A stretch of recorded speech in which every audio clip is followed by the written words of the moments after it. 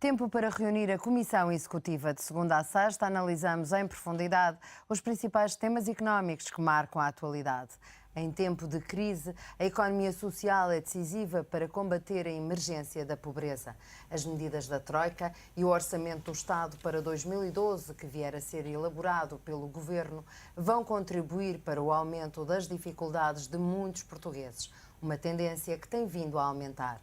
As mudanças na sociedade são micro e macroeconómicas, a crise tem contornos globais e, por isso, as soluções para o novo paradigma terão que ser também novas. A economia social já representa mais de 5% do produto interno bruto e cria mais de 700 mil empregos diretos e indiretamente na economia. É este o tema da Comissão Executiva. Para a conversa de hoje, contamos com o nosso comentador habitual das quartas-feiras, o administrador da DIF Broker, Paulo Pinto, Mariana Reto, presidente do Conselho de Administração da Mutualidade da Moita, e Isabel Gonçalves, técnica de projetos de intervenção social do Instituto de Solidariedade e Cooperação Universitária. Isabel Gonçalves, o Instituto tem uma vertente e um bocadinho diferente de abordagem à sociedade, não é? Bom dia. Portanto, o ISU é uma ONGD, portanto, uma Organização Não Governamental para o Desenvolvimento, que começou, portanto, por um movimento, digamos assim, de alguns empreendedores sociais, que é um termo que é utilizado muito hoje em dia e que na altura, se calhar, em que foi fundado, em 1989, não se utilizava tanto. Portanto, foi um grupo de estudantes que frequentavam a universidade e que se juntaram para apoiar os estudantes oriundos dos Polopes na sua integração e também na dificuldade, portanto, têm a se habituarem às questões mais culturais.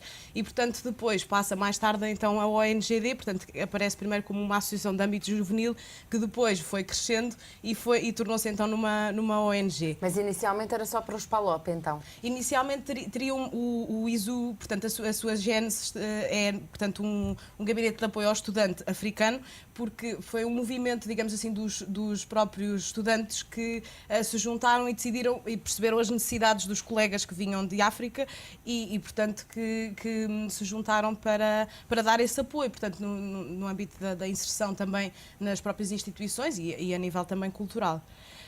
Depois começou a ter outro tipo, a alargar o leque de influência. Sim, sim. O ISU tem uma marca muito forte a nível do voluntariado. Portanto, nós somos uma instituição que, acima de tudo, acredita que o voluntariado tem a capacidade de transformar as pessoas e que, sendo uma experiência vivencial, as pessoas ficam muito mais despertas para as questões das desigualdades sociais, das questões da multiculturalidade, da exclusão social e, portanto, acreditamos que o voluntariado é a experiência, digamos assim, que pertencia a este interesse, digamos assim, para sermos cidadãos mais ativos.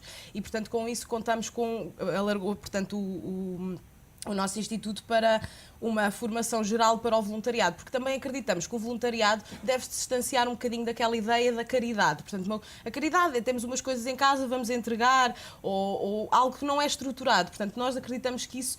O voluntariado é dirigirmos a algum sítio e darmos um pouco também do nosso tempo para ajudar os outros. Sim, do nosso tempo e também das nossas competências, não é? Por exemplo, eu acredito, e da experiência também daquilo que tenho visto, porque muitas associações, por exemplo, ao nível da gestão, ou a nível de outras áreas que não são tanto os sociólogos, os cientistas sociais, os psicólogos, são normalmente essas áreas que trabalham mais, são muito carentes destes conhecimentos, destas competências e, portanto, eu, por exemplo, enquanto gestor ou enquanto técnico de informática, posso pôr estas minhas competências ao serviço, por exemplo, de uma instituição deste género e, se calhar, resolver um problema que é muito maior do que, se calhar, o simples facto de se instalar um software, etc. Resolve imensos problemas. E, portanto, nós também acreditamos que a pessoa, ao experienciar esta questão, esta experiência de voluntariado, como passa por um processo existencial, acaba por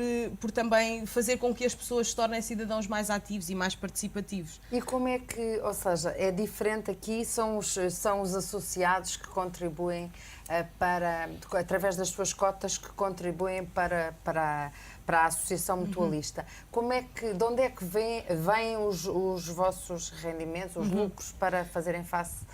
Sim, portanto, aos projetos? Nós dependemos essencialmente, neste momento, portanto, posso lhe dizer que uma grande percentagem do Estado, apesar dos projetos... Estamos a falar de quanto, em termos percentuais? posso 30%, 40%? Mais. Volta se calhar dos 60%.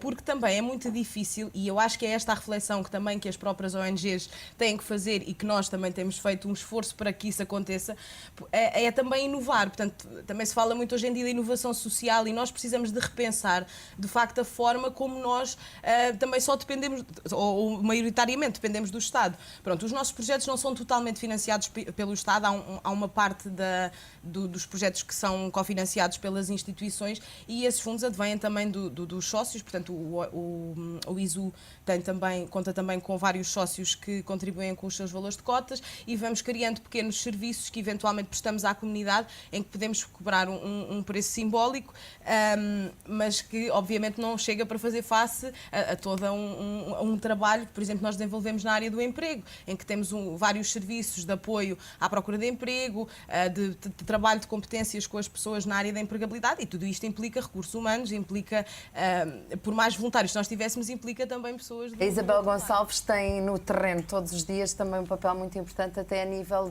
na área do emprego. Gostava que me explicasse como é que funciona a sua atividade, ou seja, que projetos é que tem em que está envolvida. Ok. Eu acho, pronto, eu estava aqui curiosamente a escutar a doutora Mariana e estava a pensar que realmente há de facto uma visibilidade também neste trabalho, o que muitas vezes não acontece com as ONGs, não é? Portanto, muitas vezes as ONGs trabalham para... Porque as pessoas sabem, pagam uma cota, Sim, sabem que há este serviço, serviço exatamente, no terreno. Nós trabalhamos muito com a educação para o desenvolvimento e são coisas que muitas vezes não são visíveis no imediato.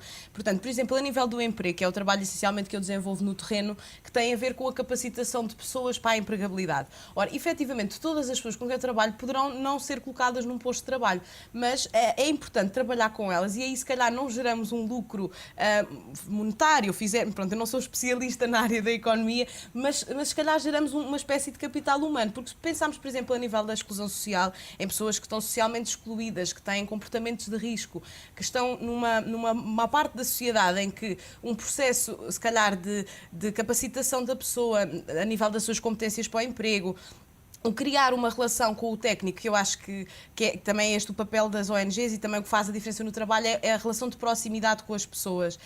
Isto pode fazer a diferença na vida da pessoa, porque a nossa ideia também não é promover a dependência da nossa instituição, pelo contrário, é nós capacitarmos a pessoa, darmos as competências para que ela própria possa procurar um emprego. Mas essas pessoas vão ter com vocês, onde é que essas pessoas, como é que surgem essas pessoas no Instituto? Ou qual é o vosso leque de abrangência? Sim, nós trabalhamos essencialmente com metodologias de intervenção social e comunitária que passa muito pelo trabalho do hipoterreno, portanto é o deixar um bocadinho o gabinete de lado, não é? Sair de trás da secretária e ir criar relação com as pessoas, também para que elas próprias percebam, não é? Porque isto também tem a ver com alguma motivação da parte delas. Muitas vezes as pessoas acabam por se sentir...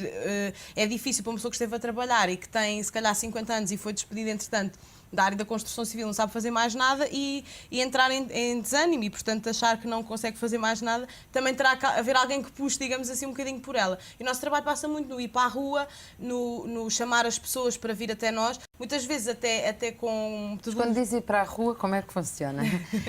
Ou seja, são pessoas que estão a receber do Fundo de Desemprego? Não. Não necessariamente. Posso lhe dizer que na maioria das pessoas que eu acompanho e as minhas colegas também não recebem nem fundos de desemprego nem rendimento social de inserção. Como é que vocês têm acesso a essas pessoas? Ou seja, ir para a rua não sim, implica ir... Portanto, isso implica nós também deixarmos um bocadinho o nosso papel de técnicos e irmos mesmo para o bairro criar relação com as pessoas, criar parcerias, também é uma questão muito importante e que também pode se tornar eficaz a contornar algumas questões ao nível da sustentabilidade e do futuro de algumas organizações. Nós temos parcerias com algumas empresas, felizmente, que também nos apoiam e que de alguma forma também nos ajudam a trazer essas pessoas até nós. Portanto, nós digamos assim que temos uma marca que é, nós damos apoio na procura de emprego, que muitas vezes é interpretado pelas pessoas que vamos arranjar um emprego e depois as pessoas, quando fazem o processo, percebem que efetivamente não é isso que acontece. Mas a pessoa sente-se mais autónoma para ir à procura de emprego ou de formação. Portanto, se nós pensarmos que na escola ninguém nos ensina a fazer um currículo, ninguém nos ensina a como é que nos devemos comportar numa entrevista de emprego, por exemplo, e é um bocadinho isso que nós tentamos fazer, porque muitas vezes as pessoas que nós acompanhamos que... São pessoas com formação que não é superior, não é? Não, É teremos alguns, mas será uma percentagem menor, sim. Posso lhe dizer que, essencialmente, nós, nos dos projetos, trabalhamos na empregabilidade, um mais com jovens, outro com adultos, trabalhamos com uma faixa etária muito grande, portanto, desde dos mais novos mesmo, que deixaram a escola e que estão em situação de abandono escolar, até a pessoas que tiveram problemas com álcool, com drogas e que... e outros também que não tiveram. Portanto, é todo um leque de desempregados também que está a surgir e que, com alguma facilidade também, devido a esta questão do desemprego, as pessoas chegam até nós. Portanto, há um esforço a nível das parcerias locais, portanto, nomeadamente a criação de grupos de reflexão para estas questões de empregabilidade. As próprias juntas de freguesia são muitas vezes aqui também um parceiro que nos ajuda a trazer a população até nós, porque nós não temos instalações próprias, portanto, as próprias juntas de freguesia que também são, digamos assim, o chamariz das pessoas. E dessas pessoas que têm o apoio que vos dão as empresas, qual é a taxa de sucesso que têm face àquelas pessoas que colocam nas empresas? Quais são as que efetivamente ficam? Posso lhe dizer, não lhe posso dizer que será 100%, porque não será com certeza, mas é uma percentagem muito elevada. E digo-lhe que, porque nós utilizamos sempre metodologias também muito participativas e tentamos também sempre envolver a empresa, por exemplo, no acolhimento do estágio. Não é só o estagiário ir para lá, é o acompanhamento, que era um bocadinho a questão que eu falava há bocado também da relação que é necessária no voluntariado. É um bocadinho também sensibilizar a própria empresa, porque nós não podemos trabalhar pessoas e a empregabilidade nas pessoas se não trabalharmos as empresas. Portanto, também temos que os sensibilizar para que haja esse acolhimento. E, efetivamente, as empresas que trabalham connosco já têm essa sensibilidade, porque também foram adquirindo ao longo do tempo.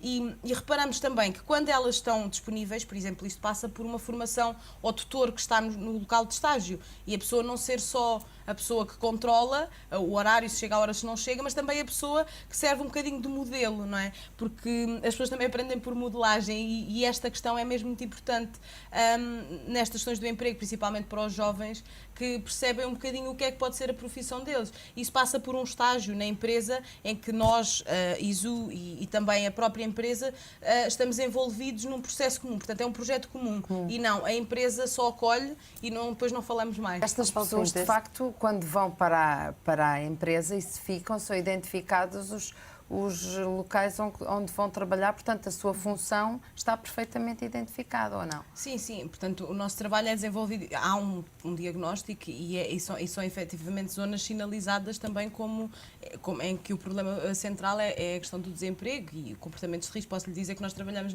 nas zonas de chamados bairros sociais, bairros críticos, portanto, em que as competências a nível da escolaridade, portanto, das próprias competências pessoais e sociais, não quer dizer que não as tenham, se calhar não estão tão desenvolvidas e se calhar o nosso motor é um bocadinho por aí. E, portanto, o nosso trabalho é efetivamente reconhecido. Nós, inclusivamente, temos alguns projetos nesta área que são, digamos assim, um braço do próprio Instituto do Emprego e Formação Profissional, que é o caso do Gabinete de Inserção Profissional, que pretende precisamente criar esse serviço de proximidade à população e para que a pessoa também se sinta mais à vontade para fazer o seu próprio. A economia social em Portugal, eu dizia que é embrionária. Não é? Esta questão da consciência das pessoas, acho que ainda estamos... Se calhar não tanto a economia social, mas se calhar esta questão das consciências sociais das pessoas, que no fundo é disto que nós falamos.